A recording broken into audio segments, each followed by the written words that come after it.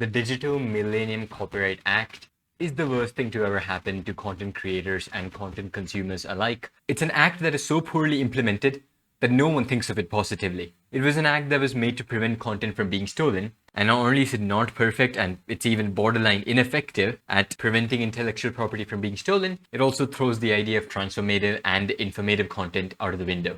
Sometimes I wonder if DMCA was just made up as a game for the rich fat pigs to play copyright bingo where they just strike content creators for stealing their content. DMCA bans are as worthless as removing the YouTube dislike button. In fact, they are quite similar in the fact that they both claim to protect the content creators, but the only thing they do is protect the big corporate organizations. There are no winners to come out of it. There are only losers. For example, that song that was a big meme a couple of years back, it's the one where a middle-aged man with a cowboy hat went, and the only reason the song was so incredibly popular was because of memes. I came across it for the first time from a channel, Aldo Jones, who edits Marvel trailers and makes them funny. That piqued my interest. From there, I wanted to check if the song was real or not, so I sought out the real thing, and that's how it should be. It's a community where everybody's winning. If not for memes, that song wouldn't have a fraction of popularity that it got. And then that video of Aldo Jones got copyright striked because it used this song for 7 seconds. And at this point, Aldo Jones has stopped making content. He sold off his channel. Aldo Jones, the father of the legendary Bully Maguire memes, the spawn of which eventually caused a domino effect that might have resulted with Toby actually being part of the MCU.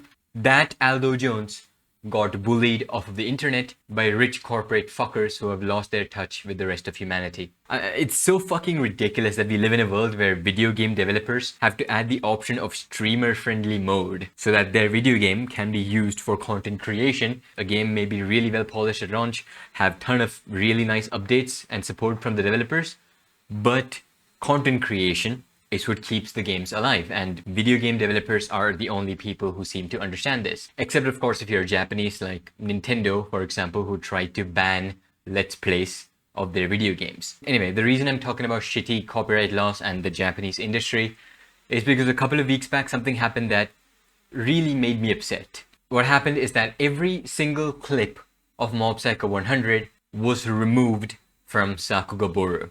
And so anyone who knows what Sakugabooru is, being probably most of my subscribers, are probably devastated right now. But for those of you who don't know what Sakugabooru is, let me explain.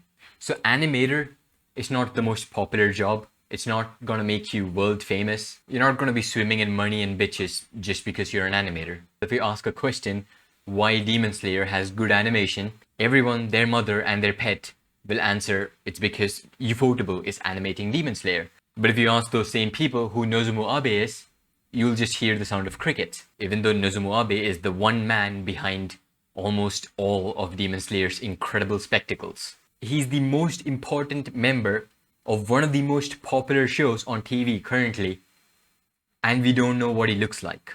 There's no other occupation where the people are as passionate about their job as Japanese animators are. They don't care about money, basic human needs, personal life, and not even about acknowledgement. But we fans, we care about them getting acknowledged for their incredible work, and that is what Sakugabooru did. Sakugabooru is a non-profit website where you can post Sakuga clips, meaning clips with fluid animation, and credit the respective animator.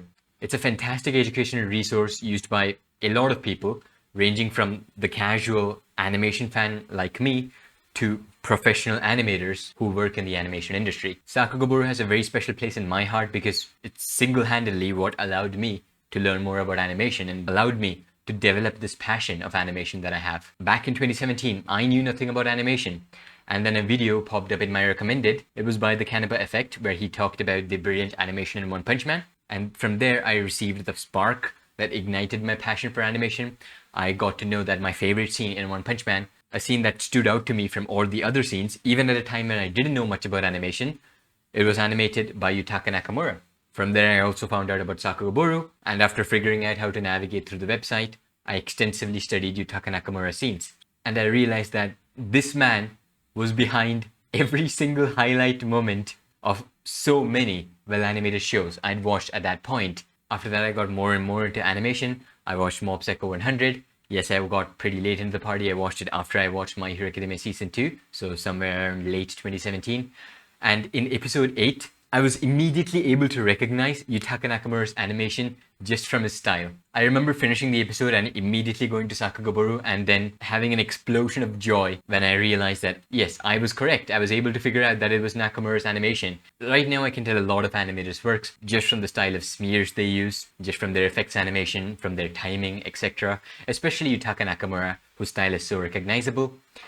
Or so I thought, until My Hero Academia Season 5 climactic sequence, which was not animated by Nakamura. Yuki Nakosaka bamboozled everyone by making a sequence so similar to Nakamura's style that even a veteran pair of Sakuga eyes would not be able to tell the scenes apart. And if not for Sakugabooru, I'm sure that no one would have realized that this scene was not animated by Nakamura. And from there, the cycle continued. I checked Yuki Nakosaka's other works, and I was surprised to find that he's also done some incredible and iconic works in the past, which again, I would have never come to know if not for Sakugabooru.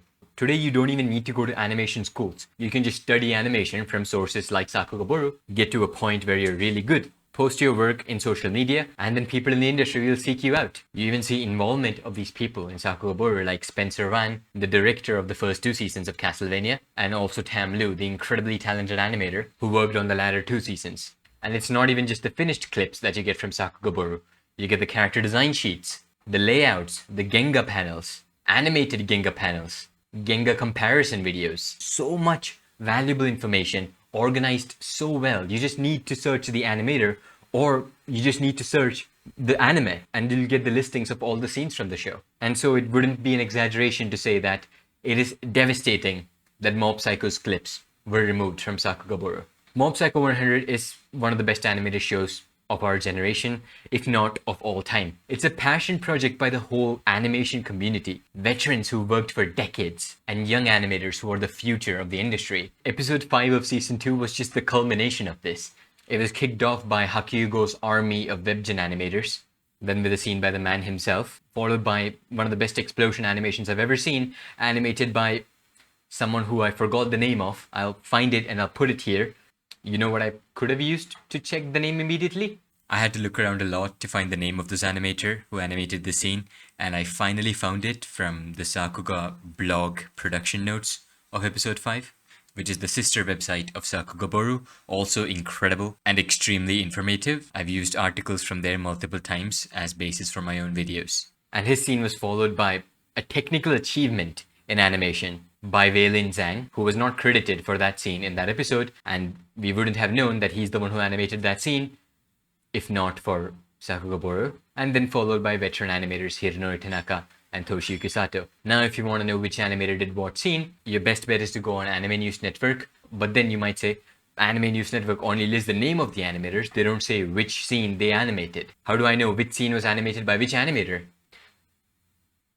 You can't. Now, the people hurt most from this are definitely the animators, the people who use these clips as study material, to whom the clips that they wanted to study, and the Genga was readily available frame by frame, and now that's no longer the case. The owners of Mob Psycho 100 who claim their content is being stolen by a non-profit educational website, even they are getting hurt. I'm not even sure that these producers realize that animators exist.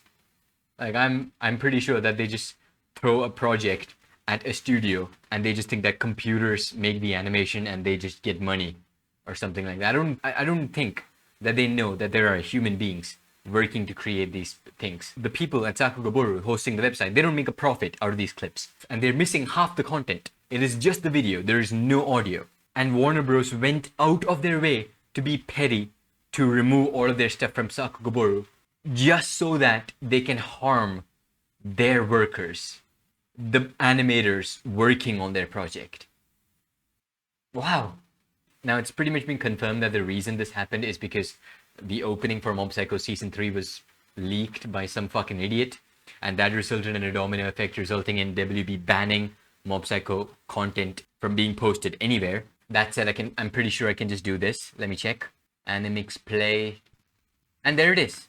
Of course, you can still watch it, have the entire experience, both video and audio, from illegal website. But if a non-profit educational website has your clips, that's a fucking Avengers level threat right there. Strike it to the fucking ground.